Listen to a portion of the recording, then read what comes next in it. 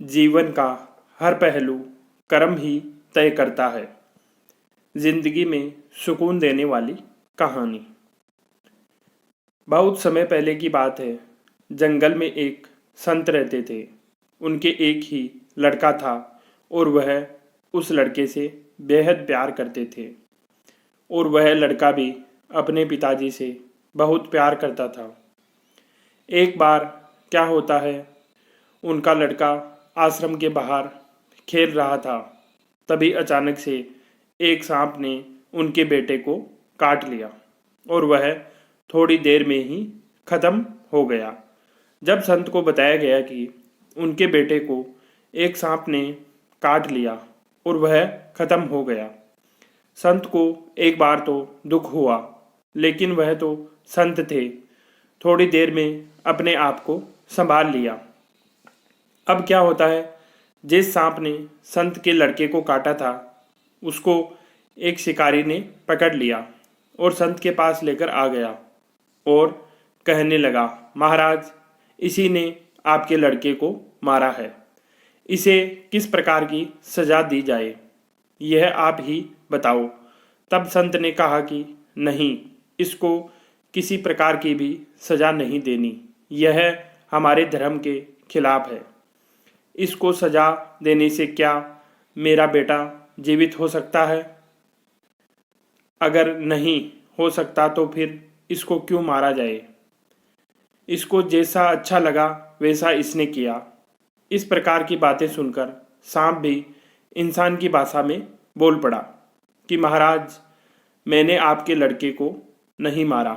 मुझे तो मौत के देवता ने कहा कि इस लड़के को इस टाइम पर तुझे डसना है, तो मैंने उनकी आज्ञा का पालन किया। इसमें मेरा कोई दोष नहीं है। इतने में मौत का देवता प्रकट हो गया और उसने संत को प्रणाम किया और कहा कि महाराज, इसमें मेरा कोई दोष नहीं है। मुझे तो काल ने आदेश दिया कि इस लड़के को इस टाइम पर मारना है। मैं तो काल देवता के आदेश का पालन करता हूँ। काल देवता ही इस धरती पर जो जीव मरता है उन्हें वही मारते हैं और वही मृत्यु के संचालक है। इसमें मेरा और सांप का कोई दोष नहीं है। तब मैंने सांप को आदेश दिया, इसमें मेरा क्या कसूर? इस प्रकार उनके बातें चल रही थी कि काल देवता प्रकट हो गए और उन्होंने कहा कि हे संत महात्मा, आपके बेटे की मृत्यु का कारण मैं भी नहीं हूँ। आपके बेटे की मृत्यु का कारण उसके कर्म है। आपके बेटे के पिछले जन्मों के कर्मों के हिसाब से ही यह तय हुआ है। इसमें किसी का कोई दोष नहीं है।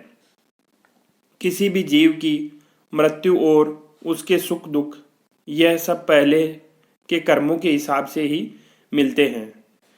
इस कहानी से हमें इस बात का पता चलता है कि हमें हमेशा सत्कर्म और अच्छे कर्म ही करने चाहिए, क्योंकि कर्मों का फल तो भोगना ही पड़ता है और हमें पहले के कर्मों के हिसाब से ही अपने इस जीवन में सुख दुख और मृत्यु प्राप्त होती है।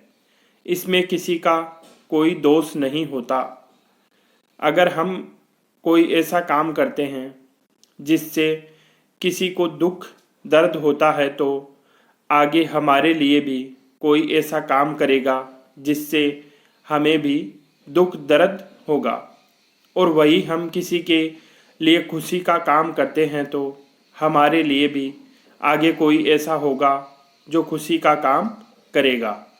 तो दोस्तों, हमेशा अच्छे कर्म और सत्कर्म करते रहना चाहिए, इसी में फायदा है। अन्यथा आपको पता ही है कि कर्म का फल भोगना ही पड़ता है। इसका कोई दूसरा उपाय नहीं है।